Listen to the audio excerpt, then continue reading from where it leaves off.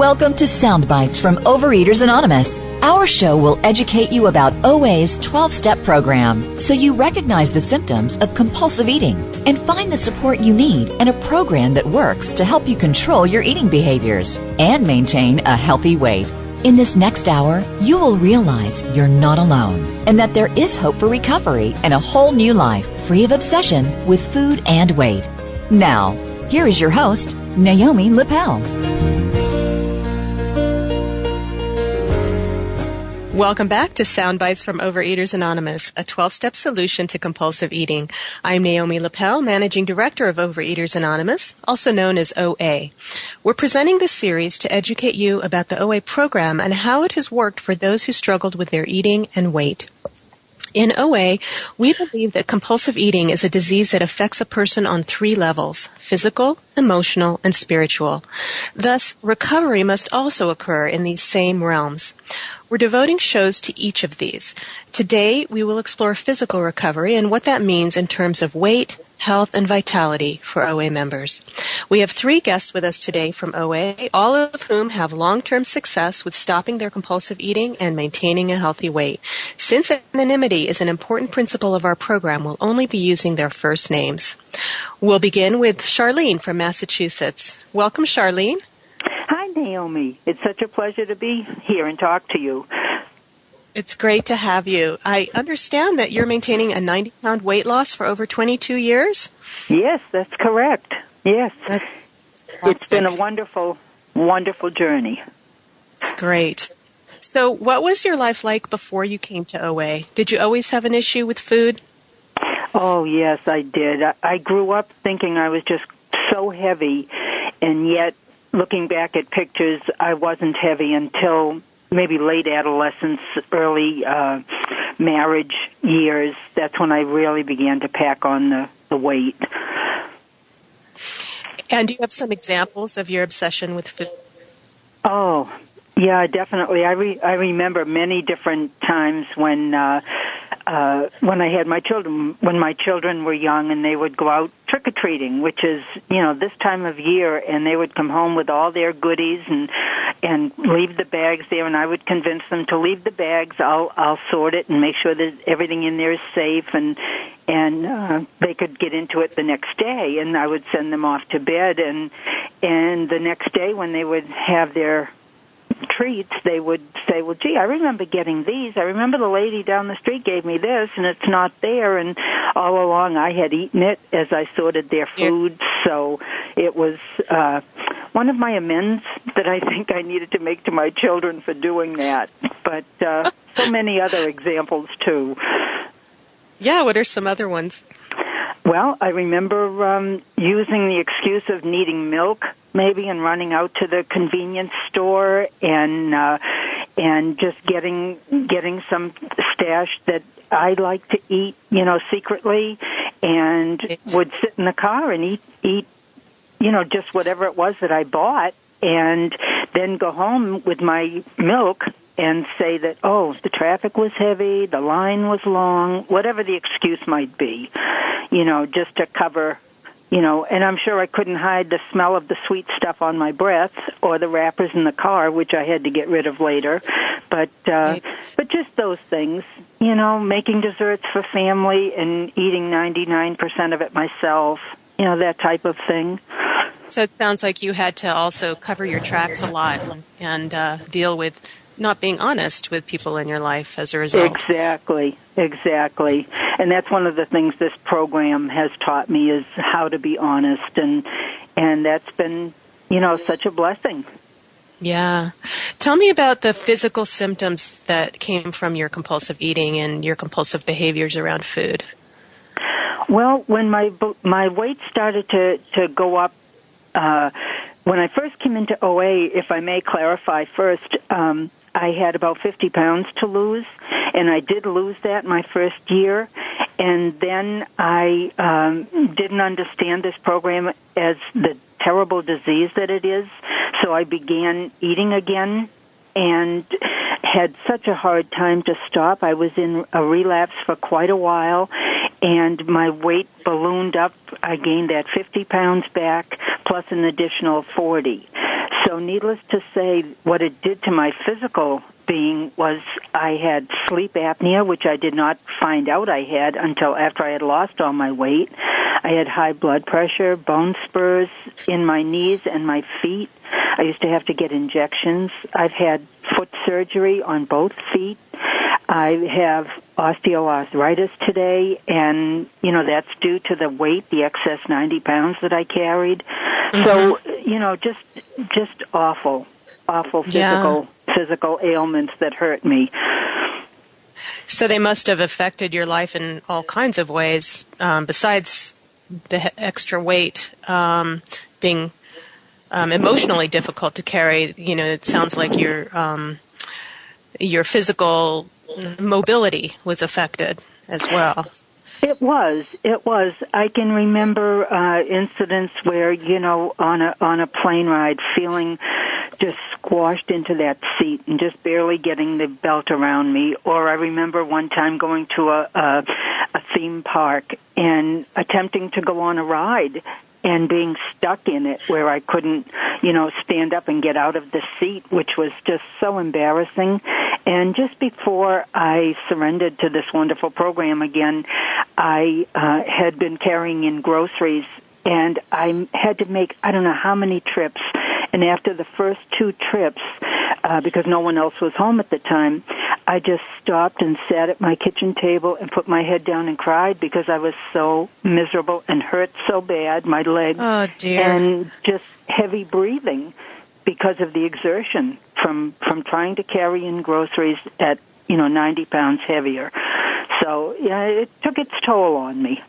How long did you struggle with being overweight like that before you found OA? Well, I was, as I said, not really overweight as a child, but my mom was overweight and was always on diets or whatever. So I'd say early teen years. I can remember her always commenting on, how to wear my clothes so it would be not quite as revealing, shirts on the outside, loose-fitting pants, just all the different little hints. And I remember going to a doctor for a diet for a shot back then when, I'm talking, this is many, many years ago, when we had no idea what these diet pills or these diet shots were. But yeah. that's how desperate I was, and my mom was, and she felt I just can't imagine doing that to a child today, And but we were desperate. Yeah. Did you find that the excess weight you were carrying was a protection for you from getting close to others? I think it was in a way. I think it was. I can't think of any specific feeling other than, oh dear, I don't know. I honestly don't know because I always dressed becomingly. I tried to stay in fashion as best I could in a size 22, and today I've been wearing a size 12 for, over 22 years. And so I can't actually remember what it felt like for that weight to keep me, in that cocoon. Yeah. So when you came into OA, how did you handle a plan of eating that was different than what you'd done before? You'd probably tried other things to lose weight in the past. Oh, definitely. I, as I said, I started learning about diets as a young teenager, 13, 14 years old, and so I tried every diet that was out there, every fad, every pay-as-you-go plan. I just tried everything. But every time I would lose weight, and I would be great at losing weight, I used to say, I'm a professional dieter. I can lose weight whenever I want to. But it was keeping it off. And that was the trick. The minute I got to a goal weight, it was like my license to eat again. And one of the things this wonderful program taught me was how to have a plan of eating that I could live with, a day at a time, that I can, I planned my meals and I stayed with it. And that was my first day of a 24-hour span of not eating at will, just, committing my food to a sponsor after planning it and then staying with it. That was the biggest gift I think that I could have ever received, because that's not anything I had ever done before. You know, I had always said, oh, I can do this, or I'll do this Monday, and I never followed through on anything. Mm-hmm. So that first 24 hours of following through on something like this was amazing. It was such a relief. You know, it was like I had lost 100 pounds in that first day. Do you think that first 24 hours, having a sponsor to be accountable to about your food made a difference? Most definitely. Because in the past, you know, I didn't have to be accountable to anybody but myself. But when I realized that I did need to be accountable to myself, to a sponsor, and to my higher power, it was, you know, it was really, I think, all the glue that held it together. You know, and doing that helped me tremendously. And you mentioned earlier that you had a relapse, like you came into OA and then you had a relapse. Mm-hmm. So how did you find your way back? Well, I think I remembered the one thing that I know we stress at all of our meetings is to keep coming back. And that was in the back of my mind, no matter what else I wanted to try and do after I was in my relapse. I would think about it, but never follow through on trying something else, because I would always come back to OA is the only thing that's going to work for me. I've tried it all. Why do I think something different would work? And this was the only plan that ever worked for me. It taught me how to live with myself and to be honest with myself. And it wasn't until I learned about this being a killer disease, learned about the steps, and surrendering my will to a higher power, that I was gifted with that second recovery and came out of the relapse. So today I identify myself at meetings as a relapse survivor. Oh, interesting. Do you find that a lot of people, well, let me ask you this. Did you find that experience of relapse actually strengthened your program once you came back and recovered? Yes, most definitely, because it made me realize that what this program is for me is truly a gift. And that first year, before I went into that relapse, I didn't take it as such. I took it as, I'm doing this, I just thought I was still in control. And I learned very quickly that I wasn't in control. And when I came back and was gifted with that second recovery, it was just amazing. It was just amazing. I know today for a fact that it's a gift, and I thank my higher power every day for that gift and ask for just one more 24-hour period to continue. Yeah. Because, I don't think I know or anyone knows what we have coming tomorrow.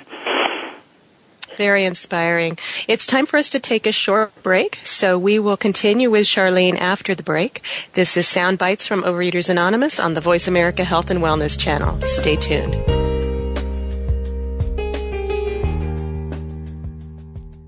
Welcome back to Sound Bites from Overeaters Anonymous. We're talking with OA member Charlene about her physical recovery and her program. So Charlene, tell me what it was like for you when you got to a healthy weight and you were able to maintain that. Did you find yourself afraid of having a slip? I think I really did. I think my relapse gave me a real healthy fear of what this disease can do to me. Because, that relapse, I gained 90 pounds back after only losing the 50. So I know if I had had a slip and went into a deep relapse again, who knows how much weight I would gain back. I don't think there would have been any stopping me. And as I said, the healthy fear I still carry day to day, knowing that I have to respect it. I have to respect that disease. How has your health improved since you found recovery? I just feel like I'm getting younger instead of older. I've been in program 32 years now, and I just feel like I have more energy today than I ever had 25 years ago. when I was in that relapse. And I can walk upstairs. I can, take good long walks because I had the willingness to go through the foot surgery that I needed to correct the damage I had done. And it took a couple of years of recovery on my feet, but now I can walk. I have very slight high blood pressure today, and that's only a precautionary measure that I do still take a medication. I still have the sleep apnea, according to my doctor, but that's, I guess, damage that was done, by carrying the weight, but I feel fabulous. I, just feel like my 30-year-old counterparts, and believe me, I'm a lot older than 30. So what is your relationship with your body and your body image now that you've been in recovery for so long? Well, I think I have always been a shopper, a clothing shopper, and that's one of my compulsions that I had to watch because I just felt so great about being in the same size and the same body from just one season to the next. And the fact that I can go in the closet and pull something out that I hadn't worn in maybe 2 or 3 years and just know in my heart that it's going to go right on, and fit, that was incredible feeling that. And I feel better about my body image. Of course, I do still have my days when I have my little doubts, but then I keep forgiving myself because I said, well, I've been in this body many years, and I did a lot of damage to it. So the little bit of stretching, the little bit of, sagging or whatever it might be are all, parts of my body that today I've learned to love, where years ago I hated it and I wanted it gone. Yeah, but, fantastic. But today my programs taught me to love myself and to love my body. Yeah, we often talk about recovery, as I mentioned in the introduction, about being a three-legged stool: physical, emotional, and spiritual. And that if any one of those is out of balance, then your recovery, your abstinence might be compromised. So do you see this as true for you in your life? Oh, most definitely, because of the fact that I think for all my young life and into adolescence and early adulthood, it was all about the physical part of it. So when I look back on it now, it's kind of like if I was sitting on that stool, it was almost like sitting on a pogo stick or something like that, trying to balance and keep that balance because I'm just on that one leg. And that was virtually impossible. So this program in my second gift of recovery taught me the other aspects of it, the emotional. I take care of myself. I share how I feel. I do have a little bit of professional help now and then.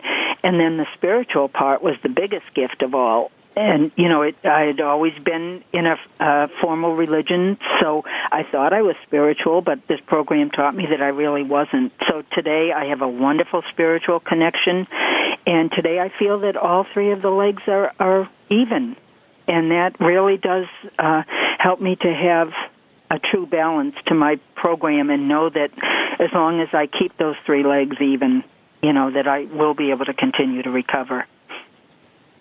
Wonderful. Just an incredible story. Thank you so much for sharing with us, Charlene. Oh, you're certainly welcome. All right. Next, I wanted to make sure to get some OA members from outside the U.S. on the show, so our listeners realize that OA is in many other countries, about 80 now. So now I'd like to welcome Ana from Costa Rica. Welcome, Ana. Hello, Naomi. How are you? I'm well. Thank you so much for joining us. Oh, thank you.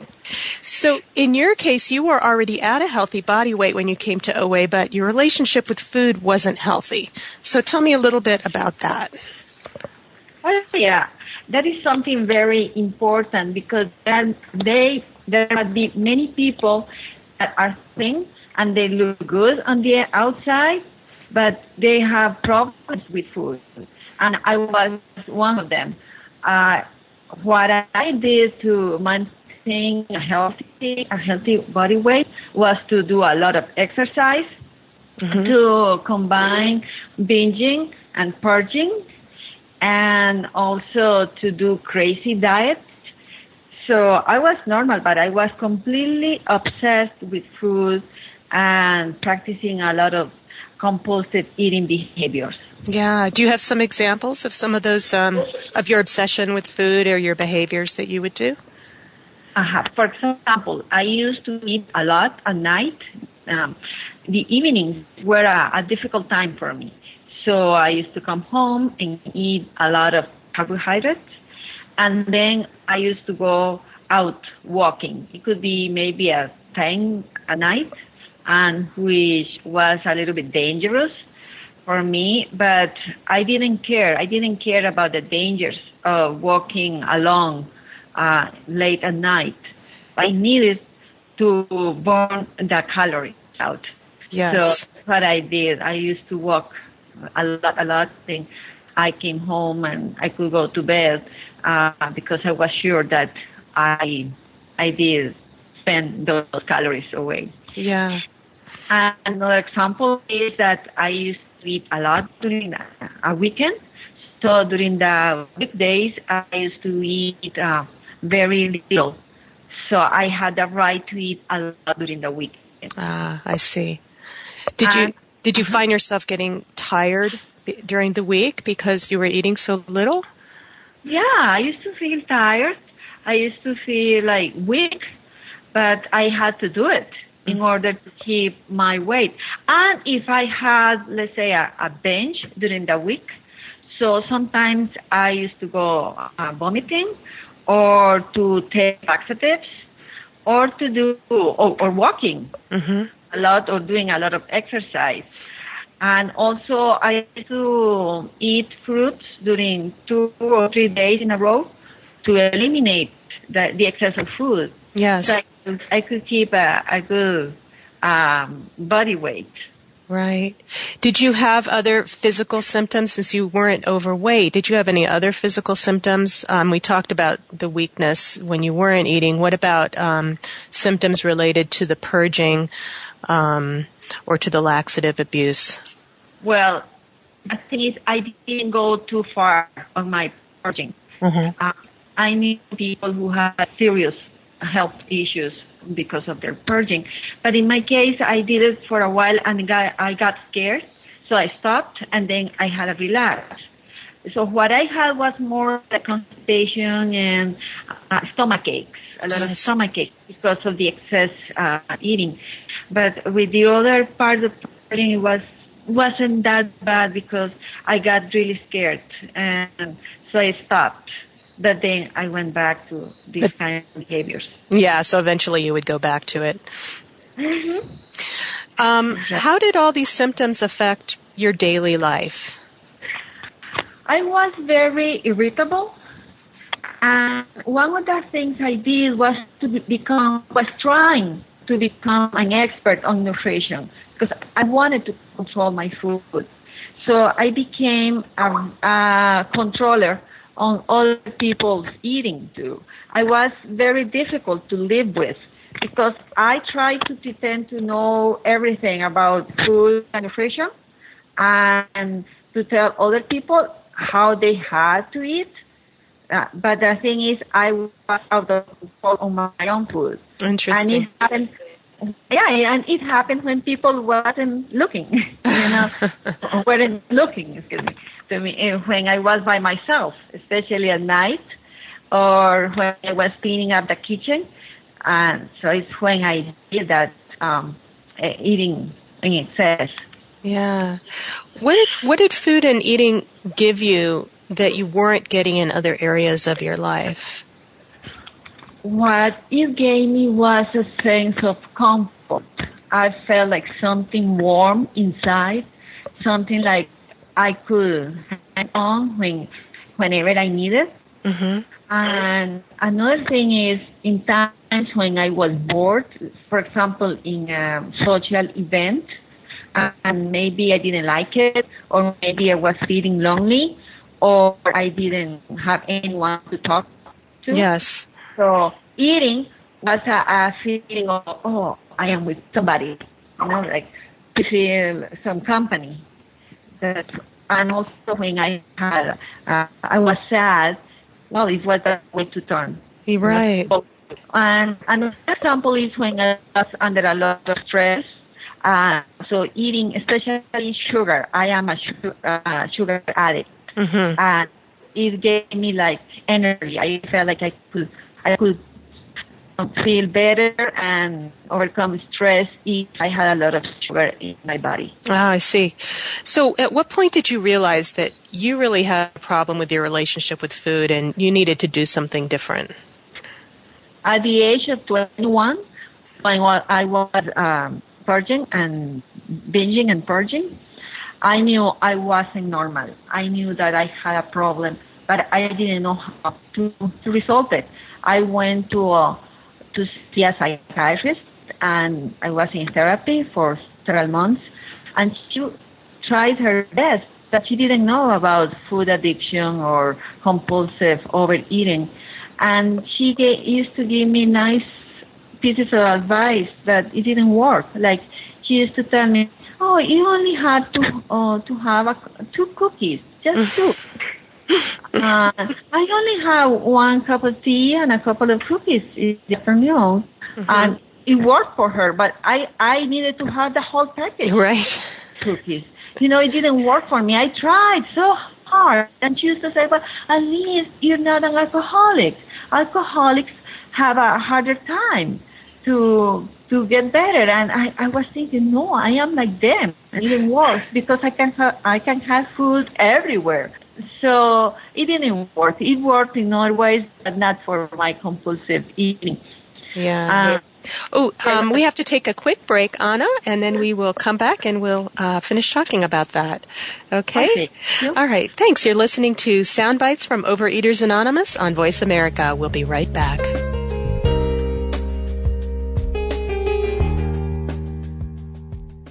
I knew I had a problem, but I didn't know what to do about it. I tried counting calories, I took pills. Eating, and then more eating. I really wanted to stop, but nothing could make me stop. At one point, it was so bad that I just felt like giving up. I felt so alone. Like nobody else could possibly understand. We understand. We're Overeaters Anonymous, and we have helped thousands of people just like you. People who want to stop their compulsive eating and start living a healthy, rewarding life. Overeaters Anonymous, help me get my life back. Now I eat in a way that's healthy and good for me. I never realized what I was missing out on. With OA, I am living again and loving it. Start living the life you deserve with help from Overeaters Anonymous. Find us on the web at oa.org. Welcome back to the show. We're talking with Anna in Costa Rica about her recovery from compulsive eating in OA. So, Anna, you were telling me before the break that you had been seeing a psychiatrist, and a psychiatrist or psychologist? It was a psychiatrist. Psychiatrist, yeah. And the things she was recommending just didn't work for you. So, how did you end up finding OA? Well, it's a long story. I read a book when I was 23 years old. I read a book, a self-help book, mm-hmm. and one chapter, the author talks about food addiction, and she mentions OA. It was in Spanish. Uh-huh. So in that moment, I knew that there was some hope for me, that there was something out there, and it was in the late 80s. So no internet in those times. So at least I knew that something in another country far away from mine was there to help people like me. But I had to wait like 3 more years when I was 26 to find OA. And it was through an article in a newspaper.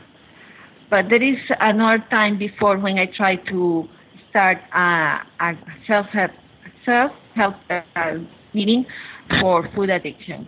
But then I found OA, so we became part of OA, and it's how I started my recovery. Ah, excellent.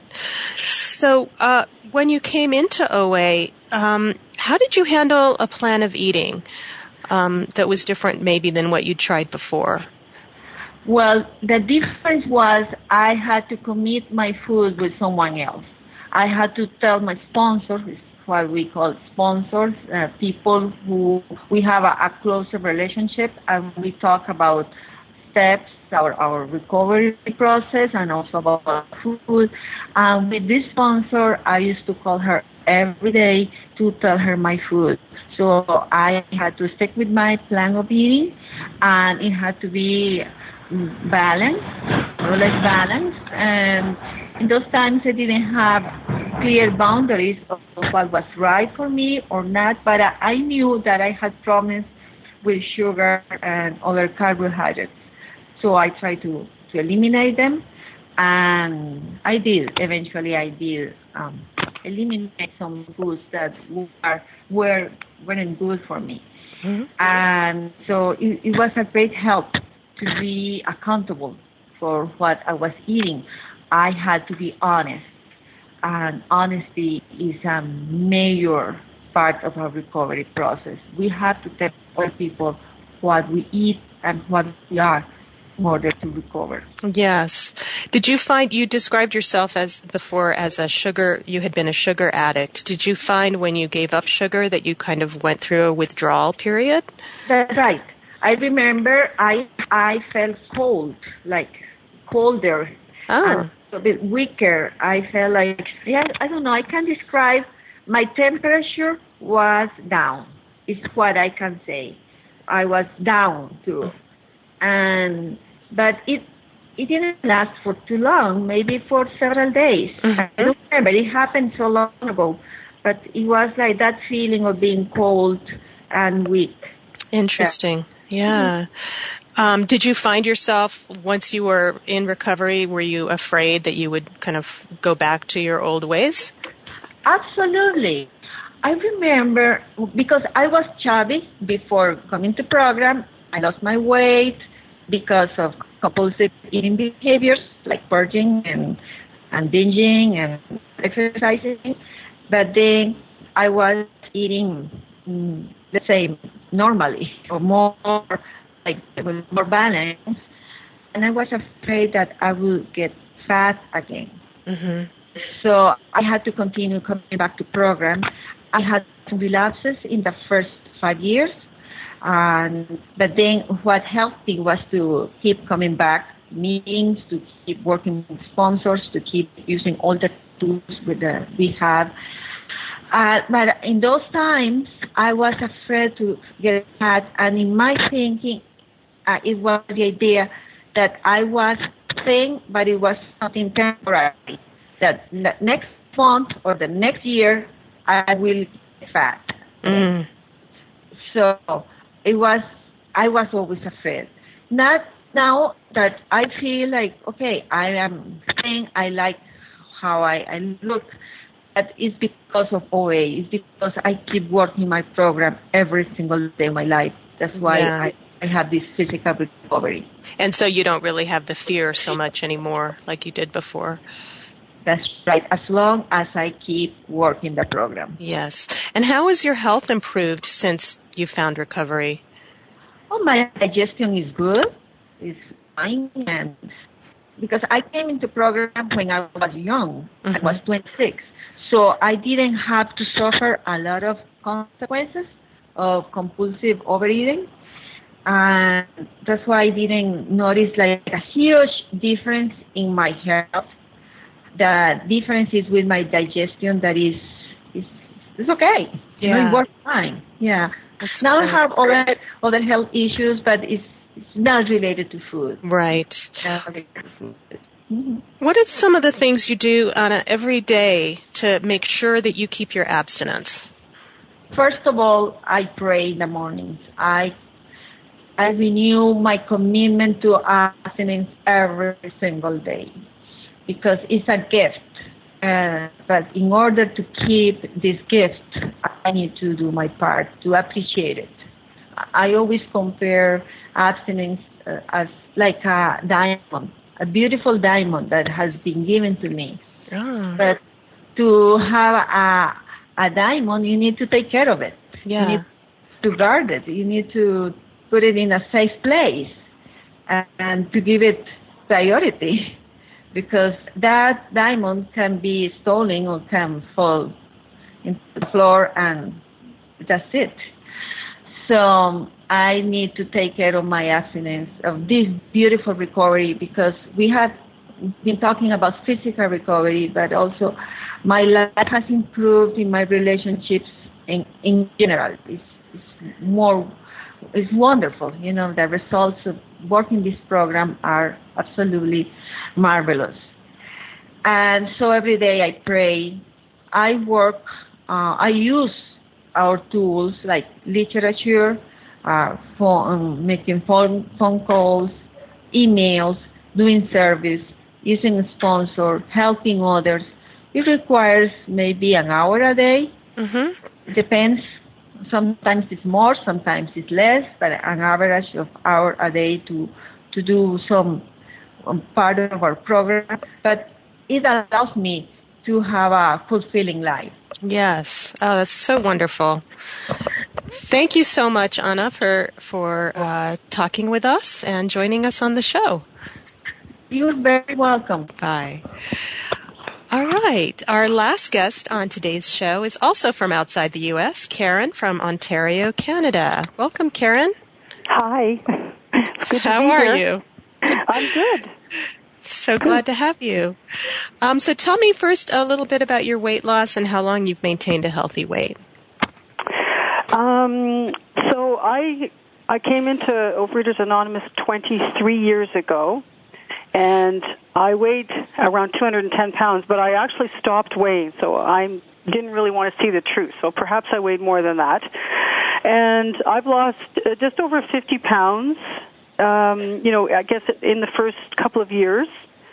And, back then we didn't have email. So it was, I would phone, I worked out a food plan with my sponsor, and I followed that plan, and I didn't weigh and measure my food.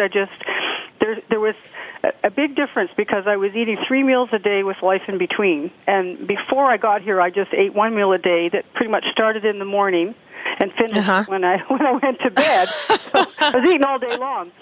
So it was a huge difference. And those meals ended up actually being fairly big, but it's the fact that I wasn't eating all day long. Yes. That I lost weight. And then gradually, as I started to feel better, I would cut more. The meals became more of a normal size. And so it was a process for sure. And I'm also, like the previous person, a sugar addict. That's my drug of choice, I like to say. So I knew that, there were certain binge foods I could no longer eat. So, and it's been 21 years that I've been abstinent. I struggled for the first 2.5 years. So had some relapse. But in the last 21 years, I've been abstinent, free from compulsive overeating. It's such a miracle, one day at a time. Congratulations. So you said that you were a sugar addict, and Anna had talked a little bit about what it was like for her to give up sugar. What was it like for you, and other binge foods as well? Like that first 24 hours that you made it without eating your trigger foods. How was that for you?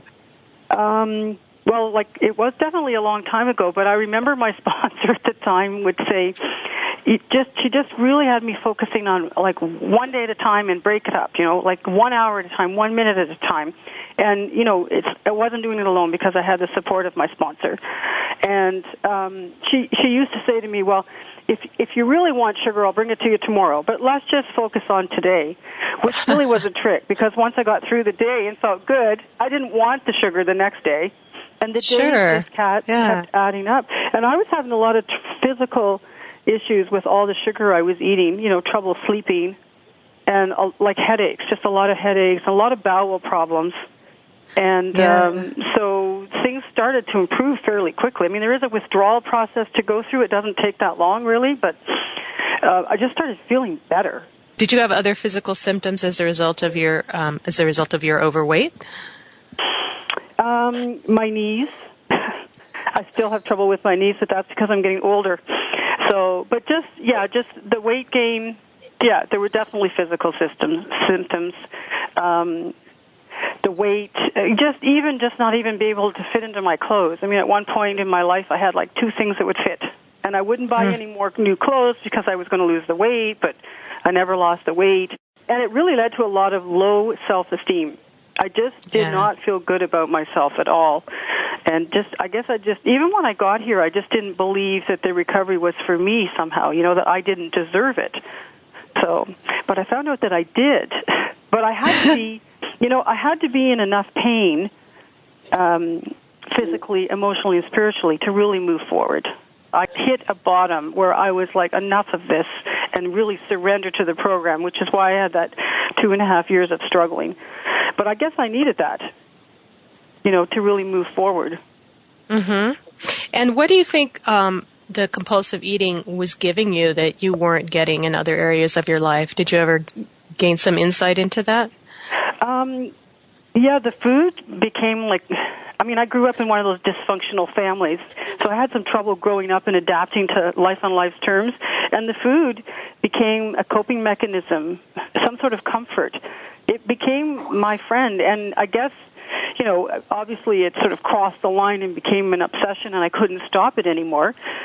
Even when I wanted to stop it, I couldn't stop it anymore, but it was almost like it was my solution. It was somehow going to make me feel better, and maybe for a minute it did, but then it didn't anymore, and then I couldn't stop it. And you talked about hitting bottom and realizing you had to do something. So what was that like? When did you realize that there was just something really not right here, that it was more than being simply overweight? I still remember the night that I hit bottom because I was already in the fellowship at that point. I had been here, so basically 21 years ago when I got abstinent. It was Friday, September 13th, 1991. I was at a retreat. Wow. And the night before the retreat, I had 2 young children, and 6 months old and 3 years old. And I just remember feeling like I'm not a good mom. I'm just not present. And I realized how much my compulsive, because it took a lot of time. It took a lot of time to buy the food, eat the food, hide the evidence, because I didn't want anyone, there was a lot of sneak eating going on. And so my whole life was involved with this obsession, with eating. It was all about eating for me. I didn't really care too much about relationships. It was all about the food, because it really had become, unfortunately, it had become my higher power. And so the night when I realized, this isn't just about me. This is affecting my relationships with my husband and with my friends and with my children. And I was almost at the point where I thought, these kids might be better off with someone else. So it just really, really hit me. I just wanted to change. I wanted something different. I wanted something better. And when I surrendered to the program, just from day one, I just kept taking it one day at a time, and I just did what I was told, because there was, your sponsor will give you directions, people in the fellowship will tell you, what they did to get better, and I just did it, and I didn't look back. Oh, that's so great. It's time for us to take a short break. Okay. You're listening to Sound Bites from Overeaters Anonymous on the Voice America Health and Wellness channel. I'm Naomi Lapel. Stay with us.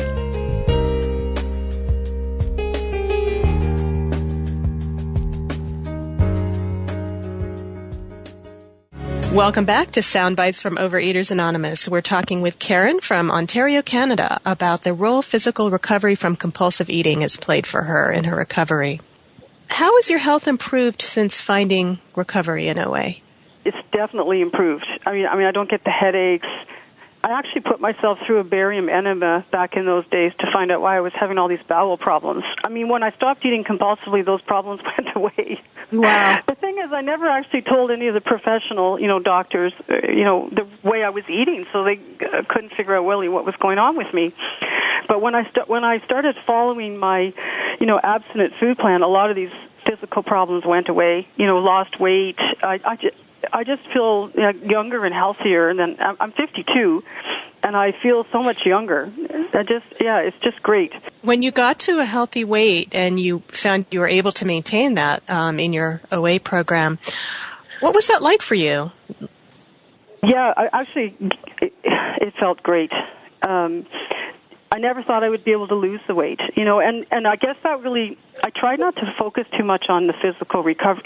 I mean, I followed my plan of eating, and eventually I started exercising and I still do, to take care of myself, but my focus was more on let's build a relationship with my higher power, because that's the real solution here, and do what my sponsor suggests with working through the steps, and the weight just sort of took care of itself. I didn't have to control it. I mean, that was my concern, was I was going to try and control it. I mean, I used to, before the fellowship, before I got here, I used to go on different diets, and my diets always had to start on a Monday. That was my crazy thinking. So if I lost, if I lost track of the diet midway through, then I would allow myself to binge until Sunday night at midnight, because the diet was going to start on Monday. It was a lot of craziness. The other thing is, 5 years ago I was diagnosed with cancer, and I truly believe that, I mean, cancer runs in my family, so I'm not completely surprised I ended up with cancer. But because I was abstinent and in this fellowship, I got through that whole, the operation and the radiation and everything that I went through, the medication, just so much better. The fellowship really, really, really carried me through it. So, in fact, when I started on the medication, the oncologist was telling me that one of the big side effects is weight gain, and I didn't want to gain weight, so I'm like, do I have to go on this medication? I don't really want to gain any weight. He doesn't know, who I am, that I'm in this fellowship. And he said to me, well, would you rather be cancer-free or would you rather be thin? And I jokingly said, well, I'll get back to you. But of course, I have to take the medication, and so I've been on this medication for the last few years, and of course, aging and starting to go through menopause, and those are factors that will affect weight. And so I have gained a couple of pounds in the last few years due to those factors, but I know that I'm still abstinent. I'm in touch with my sponsor on a regular basis. I'm on my knees praying every day, asking for help. And, these things will resolve themselves. So I don't think I would have gotten through that whole cancer thing if I was in the food. I would have the food always caused me another problem. I used to think it was the solution, but it just was another problem. I still had the problem, and then when I ate, I had another problem. It never worked. Yeah. What did you find that your relationship with your body or your body image changed once you were in recovery? Yes, absolutely. I can relate to the first speaker who was talking about that. I love myself as I am today. Imperfect. I just love myself the way I am. And I remember, and my sponsor has me do like positive affirmations, because I think we all can struggle with body image, depending on what's going on in our life. But I do, if I have to, I'll do step work about it and pray about it, but I just have to trust the process, and I definitely feel better. So what are some of the things that you do every day to make sure that you keep your abstinence and maintain a healthy weight? Well, the first thing I do is, when I get up in the morning, is I get right on my knees and pray. I really like that position of humility. And I ask my higher power for help. I don't take any of this for granted, right? It's a gift, and I have to do my part. So I ask for the day of abstinence. I write out my food. So I physically write it out. Some people email their food or call their food in. I'm not doing that at the moment, but I have done that before. I go to meetings. I do a lot of service, because, one of the things we have to do, really, we can't keep what we have unless we give it away. So I'm always doing service, talking to members and helping other people. This is such a good feeling. And, I am, emailing with members. That's pretty much a daily thing now. Mm-hmm. Do you sponsor other members as well? Yes, definitely. Yeah, quite a few, actually. So tell me a little bit about the balance between physical, emotional, and spiritual, and how you handle it if you feel that one of those three areas might be out of balance. Yes, they always say the food is the last thing to go. So if I'm, struggling with food choices, then I know that I've got to work on my spiritual and my emotional recovery. So I'll usually make a phone call to my sponsor. Perhaps I'll write a Dear God letter. I choose to call my higher power God. God as I understand God.